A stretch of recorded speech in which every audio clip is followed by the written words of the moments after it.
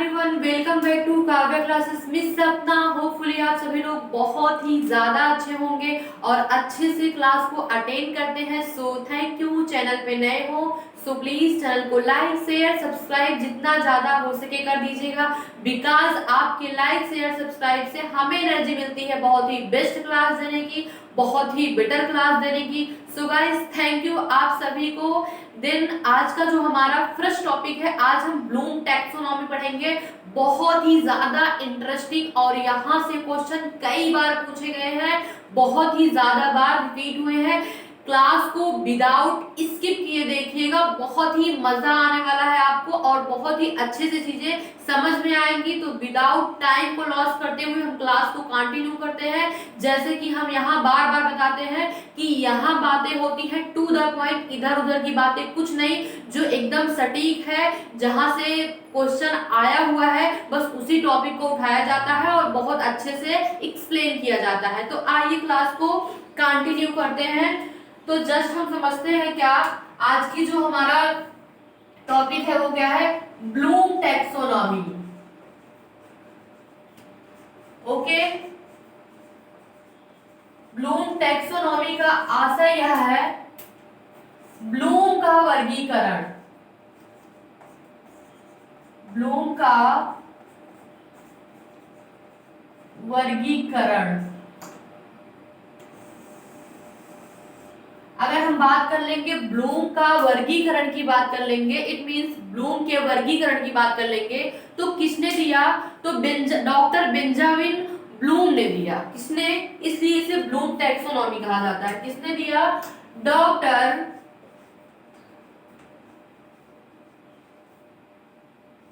Benjamin Bloom. किसने दिया? अगर हम बात करेंगे तो डॉक्टर बेंजामिन ब्लूम ने दिया। किसने? डॉक्टर बेंजामिन ब्लूम ने दिया।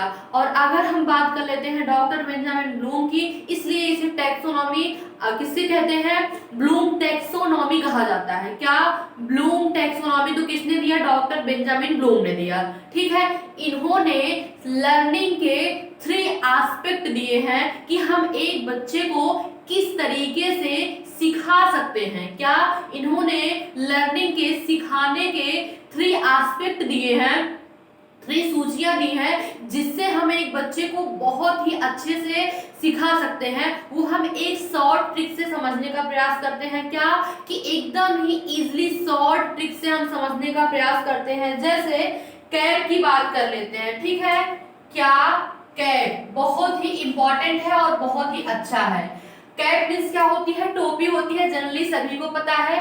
जस्ट हम समझने के लिए क्या समझते हैं कि इसमें क्या होता है, सी से हो जाता है। इनकी जो टैक्सोनॉमी है, इन्होंने जो 3 एस्पेक्ट दिए हैं, क्या 3 एस्पेक्ट दिए हैं, वो इस प्रकार से हैं। जैसे कि फर्स्ट इनका क्या हो जाएगा, कॉग्निटिव डेवलपमेंट, या कह सकते हैं कॉग्निटिव डोमेन।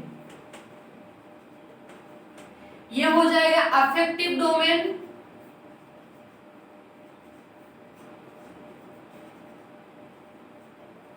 एंड पी हो जाएगा साइकोमोटर डोमेन। साइकोमोटर डोमेन की बात कर लेते हैं। कॉग्निटिव मींस क्या होता है? संज्ञानात्मक,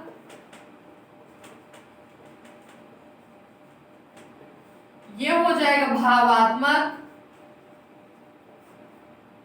ये मनोगत्यात्मक। क्या हो जाएगा? ये मनोगत्यात्मक हो जाएगा। किसने? ब्लूम ने क्या दिया? 3 एस्पेक्ट दिया लर्निंग के, एक सिखाने के लिए, एक बच्चे को बेस्ट तरीके से या और बेहतर तरीके से सिखाने के लिए इन्होंने क्या दिया? 3 एस्पेक्ट दिया। क्या?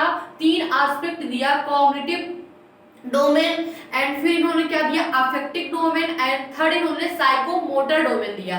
अब हम एक एक को बहुत अच्छे से समझने का प्रयास करते हैं और जस्ट हम इसे कैप के अनुसार याद रख सकते हैं। हम आपको जितनी क्लासेस देंगे सब एक शॉर्ट ट्रिक के माध्यम से आपको समझाने का प्रयत्न करेंगे और चीजें आपको बहुत ही अच्छे से समझ में आएंगी। तो जस्ट हम समझते हैं क्या है,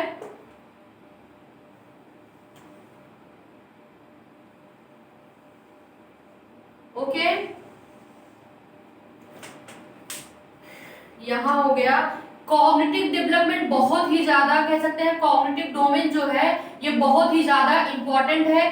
कई बार यहां से क्वेश्चन पूछे गए हैं और की अपेक्षा में, ठीक है। ये हो जाएगा साइकोमोटर, ठीक है। ये हो जाएगा अफेक्टिव।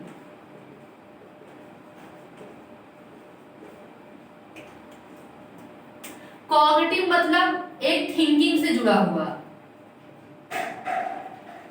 थिंकिंग, माइंड, ठीक है। साइको मीन्स क्या होता है, इसमें फिजिकल से व्यक्ति जुड़ा हो, जो बच्चा हो फिजिकल एक्टिविटी करे, फिजिकल एक्टिविटी से है। एंड अफेक्टिव, इसमें क्या होता है, अगर अफेक्टिव की बात करेंगे तो इमोशनल, या कह सकते हैं इमोशन, फीलिंग।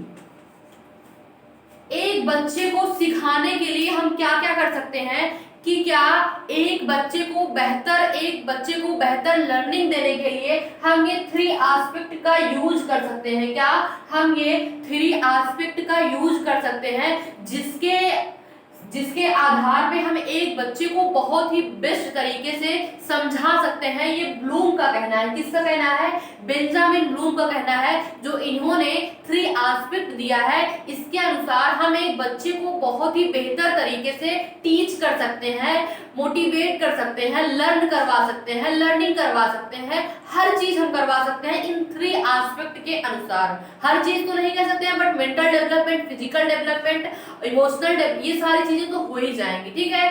तो जस्ट अगर एक बच्चे को सिखाना है, उसका जो माइंड है, क्या एक बच्चे को सिखाना है उसका माइंड भी एक्टिव रहना बहुत ही ज्यादा जरूरी है।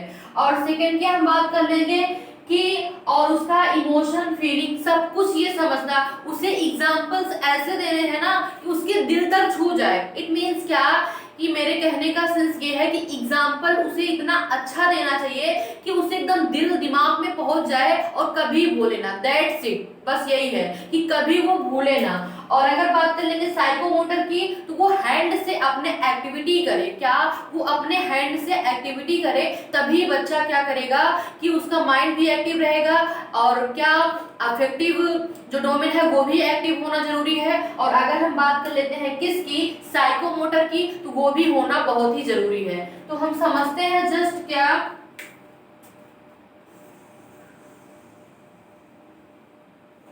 ठीक है।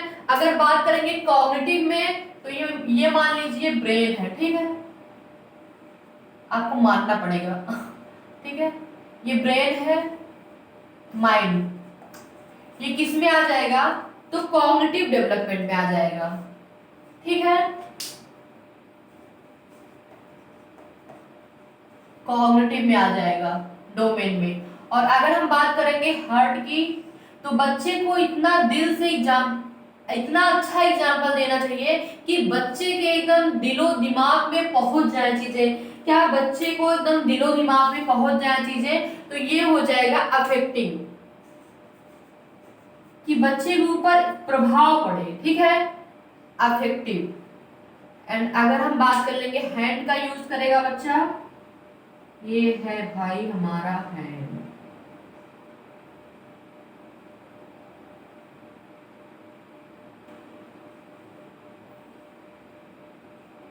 हैंड में क्या आ जाएगा, साइकोमोटर का यूज करेगा वो।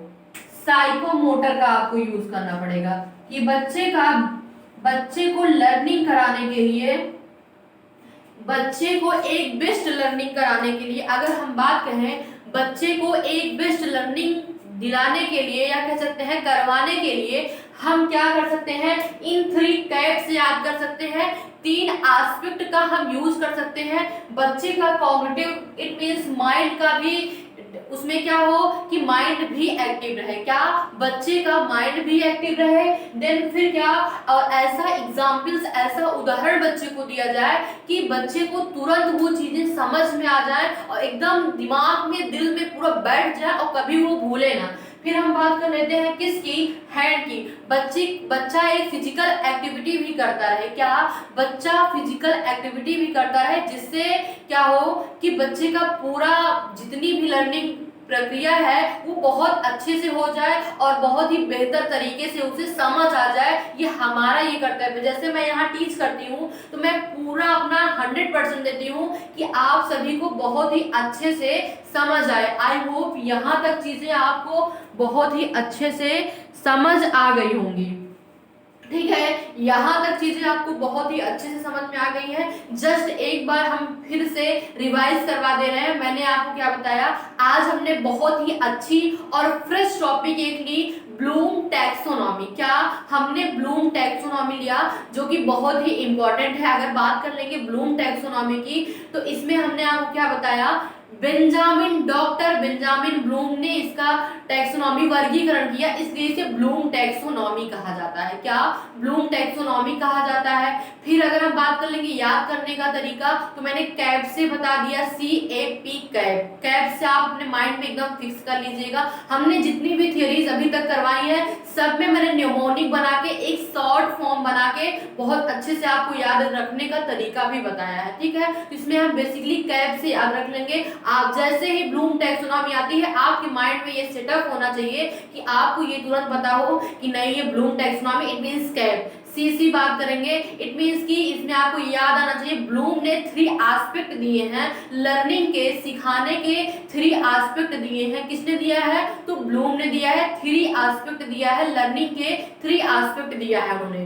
फिर अगर हम बात कर लेंगे किसकी, कैप की, सी से हो जाएगा कॉग्निटिव एंड ए से हो जाएगा अफेक्टिव एंड पी से हो जाएगा साइकोमोटर। फिर उसके बाद मैंने आपको क्या बताया, कॉग्निटिव मीन्स होता है संज्ञानात्मक, अफेक्टिव मीन्स होता है भावात्मक, साइकोमोटर डोमेन मीन्स होता है मनोगत्यात्मक। फिर मैंने इसे 3 श्रेणियों में डिवाइड करके बताया। कॉग्निटिव डोमेन थिंकिंग माइंड में होना चाहिए, इट मीन्स क्या, बच्चे का जो है माइंड भी इन्वॉल्व होना चाहिए। जरूरी नहीं है कि भैया आप पढ़ाते जा रहे हो, लेक्चर देते चले जा रहे हो और एक बच्चे, पहली बात तो ये बच्चे को लेक्चर देना ही नहीं चाहिए, कोई देता भी नहीं है, लेकिन बच्चे को केयरफुली ध्यान देना चाहिए कि बच्चे का माइंड एक्टिव है, हम बच्चे का माइंड कैसे एक्टिव करें। पहले ये सोचना चाहिए कि एक बच्चे का माइंड कैसे एक्टिव करें, तो बच्चे का माइंड एक्टिव करना। फिर उसके बाद क्या है कि अफेक्टिंग, ऐसा एग्जाम्पल देना चाहिए भावात्मक, ऐसा बच्चे को दिल से जोड़ दो कि मतलब ऐसा एग्जाम्पल दो कि बच्चे को एकदम समझ में आ जाए, दिल तक एकदम पहुंच जाए और उसे वो कभी भूले ना, उसे इंटरेस्टिंग लगने लगे। क्या, इंटरेस्टिंग लगने लगे। फिर मैंने आपको क्या बताया, साइकोमोटर, और उसका क्या होता है, साइकोमोटर की अगर हम बात कर लें, इसमें बच्चे का क्या डेवलपमेंट होना चाहिए कि इसमें वो अपनी हैंड से कोई फिजिकल एक्टिविटी करता रहे। क्या, बच्चा जो है वो कोई फिजिकल एक्टिविटी जरूर से जरूर करता रहे। बच्चा फिजिकल एक्टिविटी करेगा और माइंड से भी अपना माइंड कुछ यूज करेगा और फिर उसके बाद फिर क्या, यहाँ तक अगर उसे समझ आ जाता है तो बच्चे को समझने में कोई भी दिक्कत नहीं होगी। ये 3 एस्पेक्ट बहुत ही ज्यादा इंपॉर्टेंट है, एग्जाम पॉइंट ऑफ व्यू से बहुत ही ज्यादा इंपॉर्टेंट है। यहाँ से क्वेश्चन कई बार पूछे गए हैं। ये अभी इसमें हम बताएंगे 6 इसमें है, 6 इसमें हम पढ़ेंगे, पार्ट इसका 6 इसमें पढ़ेंगे, देन 5 इसमें हम पढ़ेंगे। तो हम बहुत ही अच्छे से एक एक करके बहुत ही अच्छे से डिफाइन करेंगे। क्या, एक एक चीज को लेके बहुत ही, जैसे कॉग्निटिव डेवलपमेंट है तो बहुत ही अच्छे से इसे डिफाइन करेंगे। उसके बाद फिर अफेक्टिंग को, फिर साइकोमोटर को बहुत ही अच्छे से और डिटेल्स में डिफाइन करेंगे। Don't worry, okay. देन आज की का सेशन आपको अच्छा लगा हो तो चैनल को लाइक शेयर सब्सक्राइब करना ना भूलिए।